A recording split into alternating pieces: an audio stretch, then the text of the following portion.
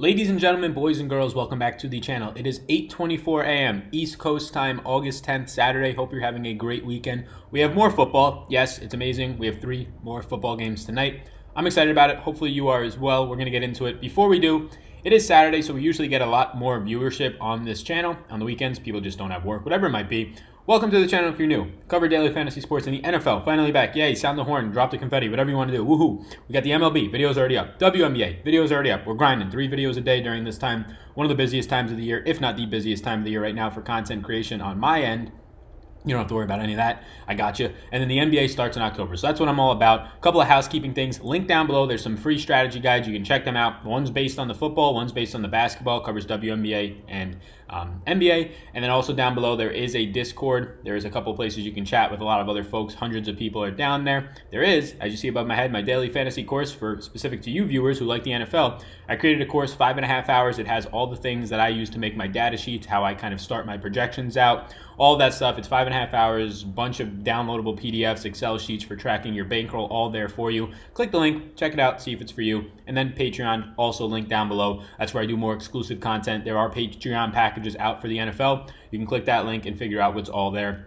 I do exclusive content later in the day when I do further analysis and can't make a video on that because it doesn't make sense to release it an hour or two before the game's locked because nobody will see it and it won't get any viewership. That's for the people who want exclusive content. All that's linked down below. Subscribe if you're here. We're like 20, not even 20, like 15 away from 6,000. It's incredible. We started with 1,000 to start this year. It's great. The channel has grown. You all are so fantastic. Please join the community if you would like and you get value from this video. Housekeeping's done. We're done with it. It's packed up. It's shipped out. We're getting on to the next stuff right now. We're still just using the over-the-shoulder cam right now for Draftkings. We don't have any stats databases because all these guys, and the majority of the ones I'm going to name, don't have any stats behind them. Might not even be on a roster in 2 weeks, 3 weeks. So let's start it off with the QBs. Yesterday, we had some pretty good QBs to choose from, in my opinion, in terms of preseason. Today, not so much. The one place that is kind of going to be the obvious spot, at least in my mind, I imagine the ownership will follow it, for quarterbacks is going to be San Francisco. There's going to be no Jimmy G in this game, and Nick Mullins and CJ Beathard are fighting for the number 2 spot. Right now, Nick Mullins is the guy that's winning this battle, actually.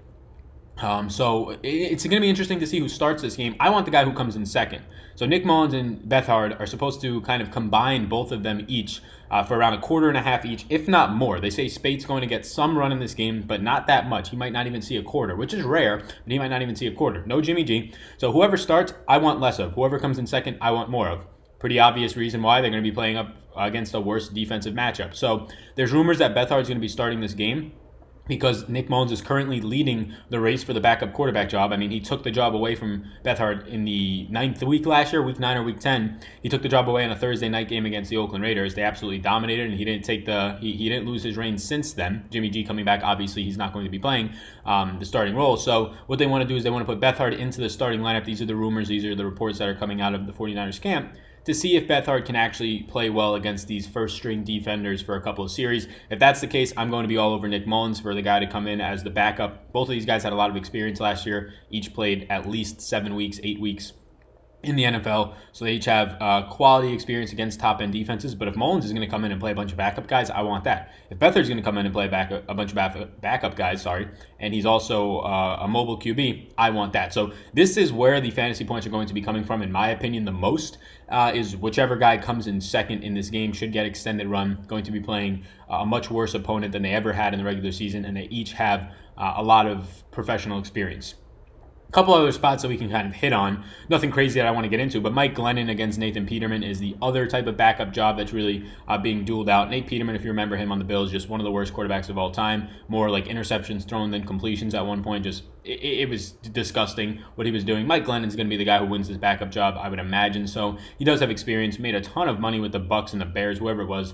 Both teams he played for. I think the Bears to sit as their backup, then just get cut when Mitch Trubisky got drafted. He made a lot of money, so good for him. But he does have the skill level. He has been a guy to excel at the top as a professional against top-end defenses for a short span in his career. He does have that experience. If Derek Carr actually comes out and starts tonight, Glennon will be your second guy in. I don't think he'll have as much run and opportunities as those San Francisco quarterbacks, i.e. the second one who comes in, most likely right now, Nick Mullins. Keep an eye on that news. But I think Glennon has upside tonight as another name to kind of throw out there. 2 more quickly that I will throw out there. The first one is Blake Bortles. Look, Blake Bortles is god-awful, but actually in his career, against bottom-of-the-barrel type defenses, he's been a pretty solid quarterback. And if Jared Goff's going to start this game and play two possessions, and Blake Bortles comes in against a lot of the second stringers towards the end of the first into the second quarter, he's going to go up against a pretty much a bottom of the barrel defense because it's going to be a lot of secondary guys. Already Oakland has a lot of guys sitting out on the defensive side, as many teams do. So Bortles is a guy to keep an eye on. Not a guy that I'm really convicted around, but in terms of giving you more than just 2 to 3 options to choose from, I do think Bortles is going to have some sort of upside. Again, the worry is that he's not going to be facing the bottom of the barrel third and fourth string guys. He'll be facing backups, which if you can get players facing third and fourth string guys, that's always great. That's what I think Nick Mullins could potentially be facing for the large majority of the third quarter when he's in the game, if indeed he's the second San Fran guy in. But I don't like enough any of the other Rams quarterbacks, and none of them are standing out. They all seem pretty terrible in camp, and Bortles at least has that experience and some sort of skill set, especially when you're pairing it against backups. The final guy that I will talk about is going to be Ryan Finley, the QB3. Andy Dalton's not going to play much. This team, their medical staff, whatever it is, this Cincinnati Bengals team overall has just been dreadful. Jeff Driscoll right now is battling with Ryan Finley, and Driscoll's not looked good. Driscoll performed decently to good last year, actually, for a short span that Andy Dalton was out for the final month or so of the season. And Ryan Finley is now going to be the guy to kind of compete for that backup job. It's definitely not Driscoll's. Nothing's set in stone. Finley has been getting the most rave in camp out of all the quarterbacks, including Andy Dalton. Granted, Andy Dalton kind of already has his expectations in place. Finley's sort of this unknown player. So Finley's the guy. He's a QB3 right now with upside. He has run a lot with the second team. So although he's QB3 right now on the depth chart, he has run significantly more than normal QB3s would run with the second team. So not only has he ran with that third team, he's ran with the second team, meaning that he kind of has some sort of gel and mesh with a lot of these players that he'll potentially be playing with, whether it's wide receivers who have yet to come out of the game who are on the second unit and Finley's in, or those guys who are actually going to be on the third unit. So there's a connection between many of players for him. So that's it for quarterbacks. I really, really want to get to whoever's coming in second for San Fran. I think it's by far the best option tonight. So yeah. Also on Patreon, just remembering now, my notes are going to be up. It's about 4 pages, 3 pages of notes right now. I'll be adding through those as I do more analysis as the day goes on, and sort of doing a very rough ranking of the positions. Again, this is a rough ranking, and then just more solidified on Patreon for the preseason. Check out that if you wish. Running back is the spot today where you're going to make all your money. Running back is why you would be watching these games tonight. I am extremely excited about seeing some of these running backs. I got 4 guys on here, and all 4 of them, you can only fit 3 with the flex, right? All 4 of them are going to have a lot of upside. I think that there's reason to play any of the 3. There's ones that have way more upside than others. But I have excitement around a lot of these guys. And we're going to start it off with Trevion Williams. So Trevion Williams is going to be, there's no Joe Mixon today. There's probably going to be no Gio Bernard. These guys aren't going to be out there. And if they are, it's going to be for 1 possession, 2 possessions at most. Trevion Williams is the next best. And you have Anderson, who's probably, he just got activated off the injury list. He's probably not going to play today. So I think what you're going to see the Bengals do here is only have 3 active running backs, Williams, Flowers, and Ellis. Williams is by far the best of the bunch. Right now, he was, I believe he was, a 6th-round pick? I have it right here. Yeah, he was a 6th-round pick. And pretty much what you're going to see is an extended run for him. They're raving about him. They like his upside there. He is a pass-catching guy as well out of the backfield, sort of a mixture between a Mixon and Gio. And the main thing here is he's going to be starting most likely. Again, that gives me some pause because, yes, he's not going to be facing the 3rd and 4th string guys at the second half of the game. So a little worrisome there. But he's by far more talented than anybody else in the backfield today will be, as long as Mixon and Bernard are not out there for Cincinnati. So if you are going to pick somebody from Cincy, and if you just look at the overall slate, all 6 of these teams, I would consider him as a top 4 play at running back, even if he's only playing the first quarter against sort of the top-end type defenses. But also keep in mind, a lot of these defenses are only going to play half their starters, too, on the first unit. So Williams is the first one. He's not the one that I'm most excited about, though. There's a lot of other ones that we're going to get to right now. The biggest name that I want to get to, Darrell Williams. No. Yes, Darrell Williams. No, we don't want him. We want Darwin Thompson. That's what I want. I thought it was. I thought Darwin Thompson was Damian Williams for some reason, or Darrell Williams was Damian Williams, and I wanted to see if he was going to be active or not. But yeah, Darwin Thompson today. The guy's getting all the hype. He did a ton of stuff in his final year of college, and I have it right here. So Andy Reid has already come out and pretty much said and hinted he wants a running back by committee. Carlos Hyde is a guy that's going to be here in this backfield. Nobody wants Carlos Hyde. He's not a guy that I think is going to get any sort of overall expectations. And he's really not going to be a guy who's going to go out there and be anything more than a backup where he's been every single place he's gone. So you have Damian Williams, who they put money into last year, but he's not a guy who's also going to go out there and be the full workhorse. I think he's going to get a lot of receptions, things like that, but they need somebody else. And right now, Thompson's already solidified himself as the third running back on this roster, right? Kareem Hunt's gone. Third running back on this roster. And this is a kid that Andy Reid believes a lot in. He's a sleeper for the regular season, but he's going to get a lot of run in this game. I imagine you see some Carlos Hyde in this game. We'll see what the final news says. He was a player that they took and they kind of traded up for a 6th-round pick this year. He had 1,000 yards last year in college, so his final year he had 1,000 yards, but he also had 350 receiving yards, so he's sort of that dual threat. He is the guy who they said already is going to be the one going out there and getting the most work today. So comes in probably the second quarter, midway through the second quarter, plays into the second half. I like the opportunity for him to see double-digit touches today. It's definitely there. I like the opportunity for him to see pass-catching work, 350 receptions or 350 receiving yards last year. Darwin Thompson's the guy that I'm probably going to be getting to in a lot of my lineups, whether it's in the running back spot or the flex today. Just unlimited talent. You know that Damian Williams, who's been battling sort of an injury, isn't going to get a lot of work. I hope that Carlos Hyde gets some work. They said they want to give him some work. And if he's in there against the ones, and you get Darwin Thompson, who's could be arguably better than Carlos Hyde, and it doesn't seem like it takes that much right now as Carlos Hyde continues to be a journeyman backup to third-string guy and just not stay on teams for more than a half of the season at this point. Then, yeah, I'll take my risk on this young kid. I think he's going to be fantastic, and I'm excited to kind of see him play today against backups and potential third strings. And again, they already said that they want to give him extended run. Andy Reid wants to see what he has in him. He's declared a running back by committee in that backfield. Still has Damian Williams with some upside in the lead dog as of now. But if Darwin Thompson can show anything in the preseason, that's really going to boost his stock moving forward. Next up, two more guys. And here's the one that is one of two guys who could potentially be a lock today. Darrell Henderson Jr. They traded up in the draft to the 3rd round to draft this kid. He's sort of the insurance policy behind Todd Gurley. You should know who Henderson Jr. is right now. He's getting overdrafted, in my opinion, in season-long drafts. And if you don't know who he is, don't worry, I will let you know. He averaged 8.9 yards per carry. I hate yards per carry. I think it's an inflated stat, but at some degree over a 2-year span, it at least lets you know that this guy can actually get loose, and it's not just his offensive line in college when players move on and get injured. 8.9 yards per carry over his last 2 years in college, and he caught 63 passes during that time.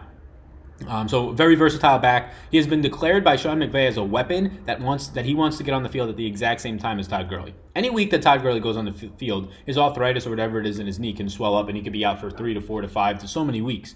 Henderson Jr. right now on the depth chart is down the depth chart. You still have Malcolm Brown they signed down there. You have John Kelly, whoever it might be. But Henderson Jr. is the guy that they drafted. They traded up for him in a 3rd round pick, a valuable asset in terms of your draft capital, trading up for a 3rd round running back.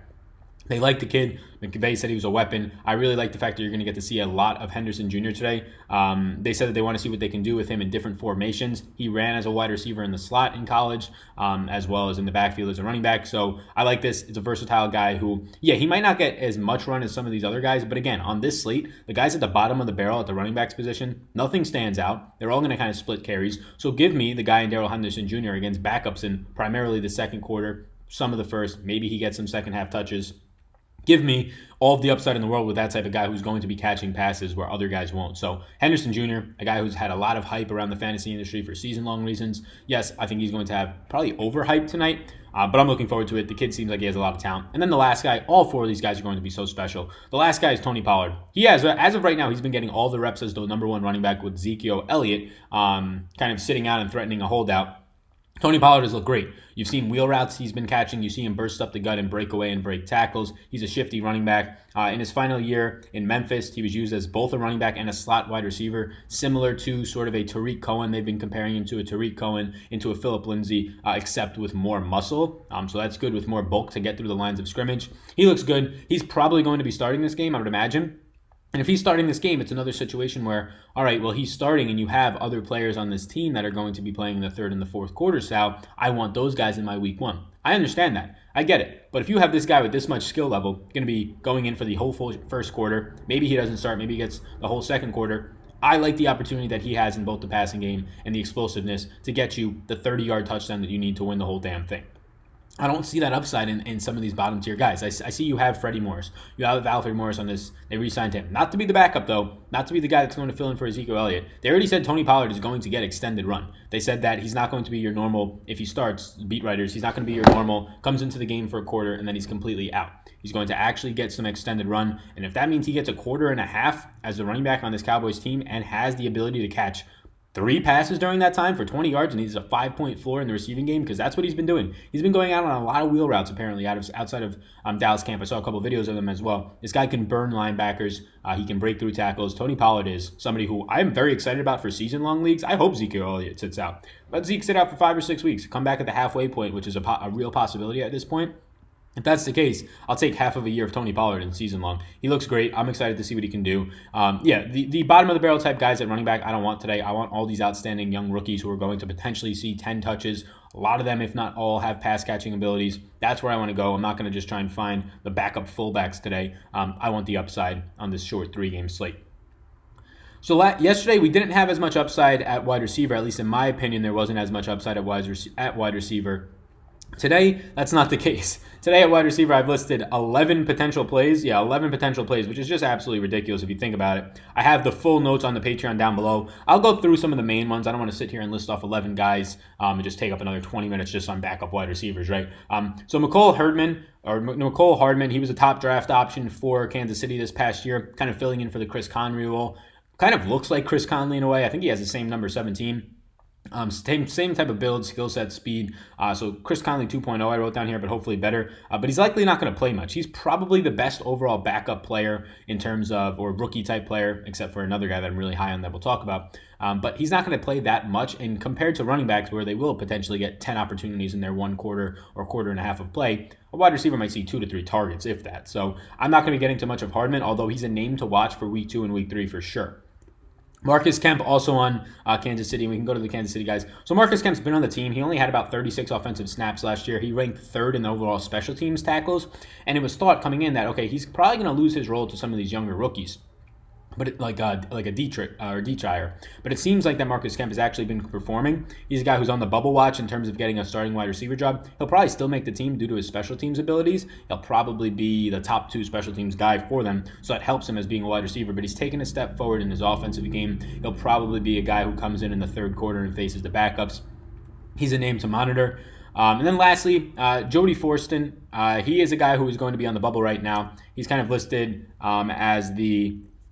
And is he actually on this team right now? Is he on like the depth chart? Yeah, he's a tight end. Okay, so we'll get to that when we get to it. He's actually listed as a tight end. He's a receiver. I believe he was converted into a receiver as a tight end. So that's somebody that we'll talk about when we get to tight ends, though. That's good to know. I didn't know he's a receiver, but he's still listed as a tight end. So that's actually an advantage for us moving forward. So moving on to the next teams, you have Cincinnati. Look, Cincinnati right now, there's a couple of guys in the wide receiver group. Due to A.J. Green getting injured, there's players getting a lot more run due to Ross dealing with an injury. So Josh Malone is the guy who's kind of filling in de facto for that A.J. Green role. He's a guy who I imagine gets some extended run, might actually start this game. That wouldn't be that great, though. You're going to see Tyler Boyd probably start, Erickson in the slot. So Malone is taking over this A.J. Green role. They said that he's been great in practice. He's listed as the primary guy right behind A.J. Green on the unofficial depth chart. I think it's interesting to want to get to him, and that's all fine. But if he's going to be starting, not getting that much run, or not as much run as some other guys, I'm probably not going to get to him as much as his opponent, or his, not opponent, but his running mate here, wide receiver for the Bengals, Damian Willis. Damian Willis has apparently been turning a ton of heads. Let me see the notes I have here. He was an undrafted free agent. He's getting a ton of runs since John Ross has been hurt. So not only is A.J. Green opening up opportunities with the ones for a guy like Malone, playing with Andy Dalton and some of the ones, Damian Willis has also been playing with the ones because John Ross has been hurt, dealing with a hamstring injury. So just coming on a little bit more here. So they're both in the depth chart. Malone is ahead of him. But right now you're looking at guys who have a ton of skills out of both of these guys. But Willis is a guy who's probably going to come in later in the game. He'll probably come in the 3rd quarter. But he's one of the more talented players. He's been running with the ones. The Bengals have a lot of stock in him. I imagine he is the guy that I get to more so out of anybody on the Bengals. I do think Malone has upside, but I think he's sort of a guy who's going to have more difficult matchups because he might start this game. So Willis is a guy that I'm probably going to get to, turning a lot of heads. Moving up the depth chart right now is the wide receiver, I believe 5, and it seems like he's going to be making this team. And I guess we're just going to go through all goddamn 11. My notes will be on Patreon, and I will update them. Something that I want to talk about. The man, the myth, the legend. Hunter Renfrow. Hunter Renfrow, I cannot wait for the regular season because this guy's free in drafts. What does free in drafts mean, Sal? In full season-long leagues, nobody's drafting him. I can pick him up as a free agent right after the draft ends, or I can just scoop him in the last round to make sure I get him. He's one of my favorite season-long sleepers. This guy was already named the starter in the slot. As a rookie, 5th-round pick, named the starter in the slot out of Clemson. He did a ton of work there, did great with Deshaun Watson. John Gruden is just raving about the kid. It is so hard as a rookie to secure the number one, to be a wide receiver starter, but to be the slot guy is so hard because there's usually veterans who have kind of perfected that spot, right? Ryan Grant is the guy he's been competing with. Ryan Grant has now been put on the shelf with an injury. Renfro has been declared the number one on the unofficial depth chart. And it seems, as you can see right here, that he's already won the job. I cannot wait to see Hunter Renfrow play. I'm excited about this kid. Now, look, he's listed as a primary slot guy. Means he's probably going to start. Means he's probably not going to play a lot of time. He'll probably play the whole first quarter. Hunter Renfrow is a rookie. So, again, you're not getting the best matchups for him out of the slot. But he's a guy. We saw Adam Humphries catch, 4 passes on 6 targets.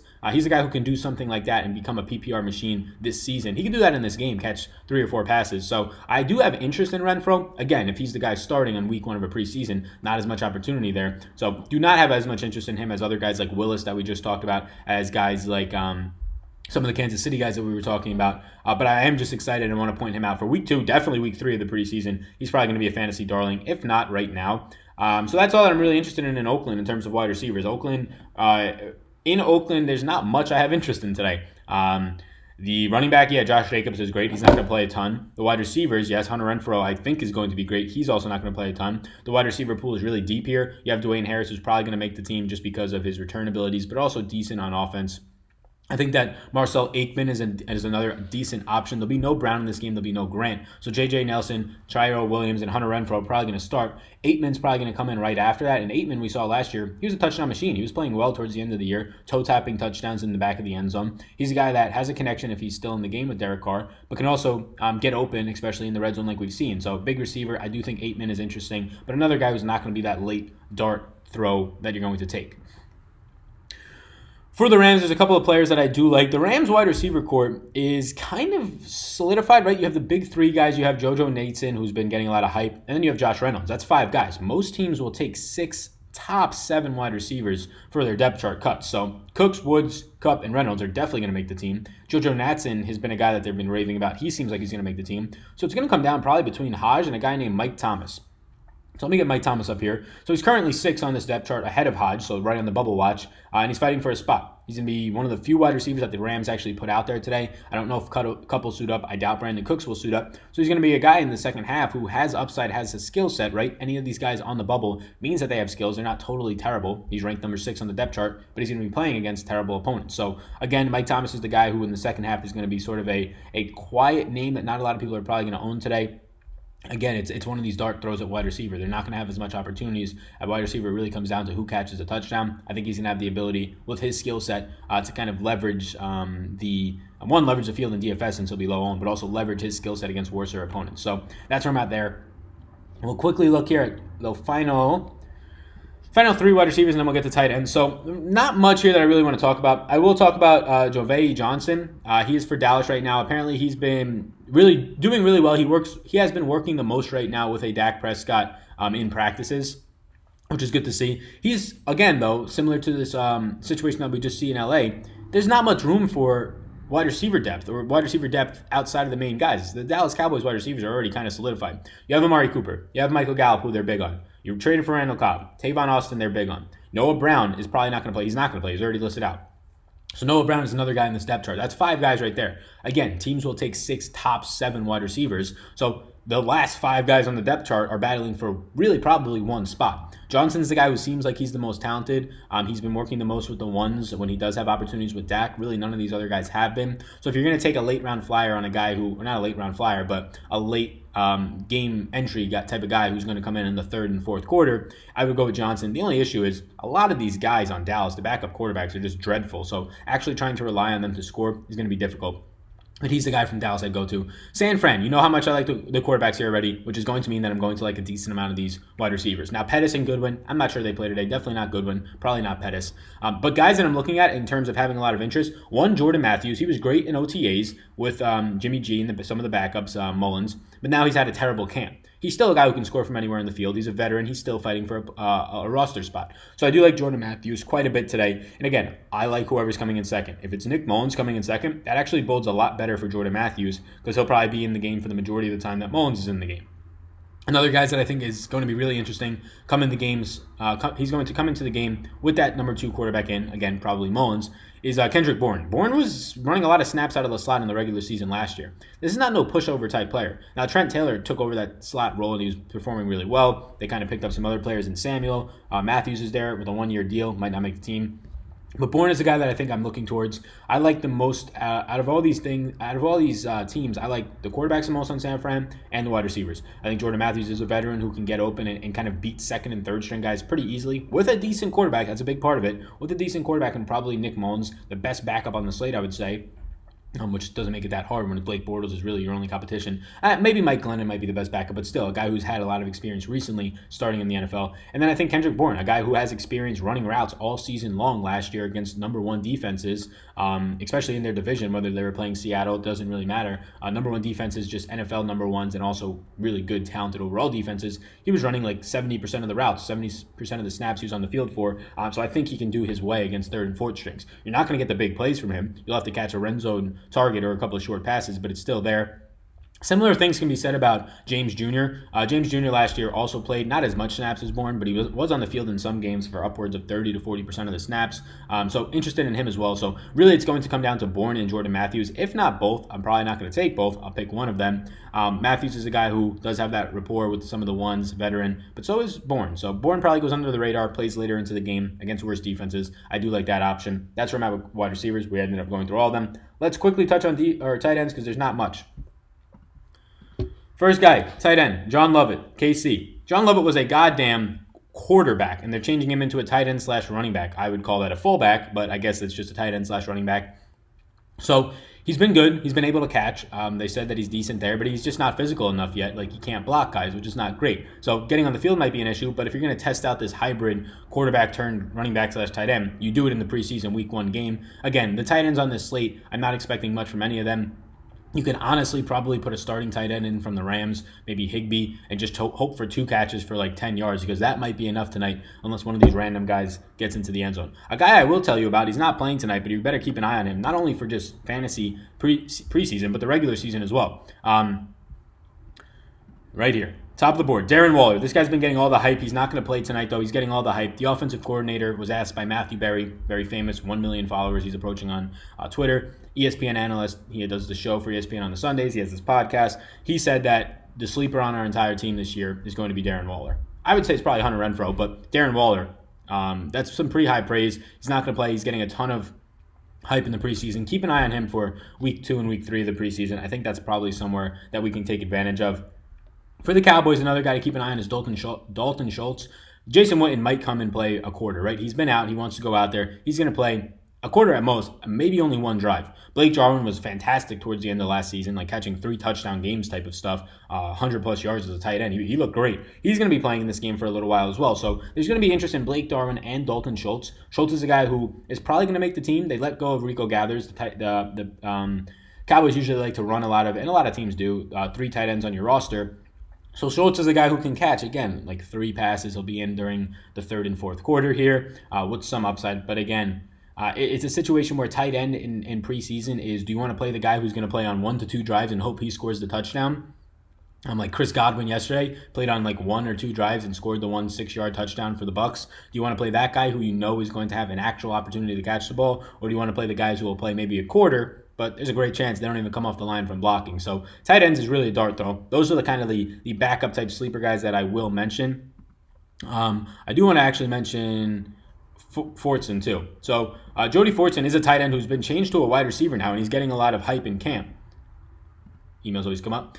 He's getting a lot of hype in camp right now as a wide receiver. Maybe he was changed from wide receiver to tight end. Maybe I read that wrong. But he's a guy who's been nimble. He's a big target out there. I like the idea of him being a big target later in the game for some of these backups. It's easier for them to go to him, tight ends in general. But he's a pass-catching guy, as if he was a wide receiver going to tight end or tight end going to wide receiver. Regardless, he's had work as a wide receiver. So Fortson's probably the guy I'm going to get to the most at tight end if I'm not going to go to like a Higbee from the Rams and hope that his end of the first quarter 1 to 2 possessions he can land up in the end zone, right? So, but Fortson is a guy who I think is very versatile, going to be used in a lot of different ways. That's it. Defenses are all over the board. I'll talk about defenses in the Patreon notes. But thank you. I appreciate it. Check out the NFL Daily Fantasy course, link below. There's a $10 off coupon until the end of tomorrow. You you could use it, Sal NFL. Follow me, that's a code. Follow me on Twitter at SalVetriDFS. Hit the subscribe button before you leave. I really, really appreciate it. My name's Sal. Best of luck today, everybody. Peace out, gang.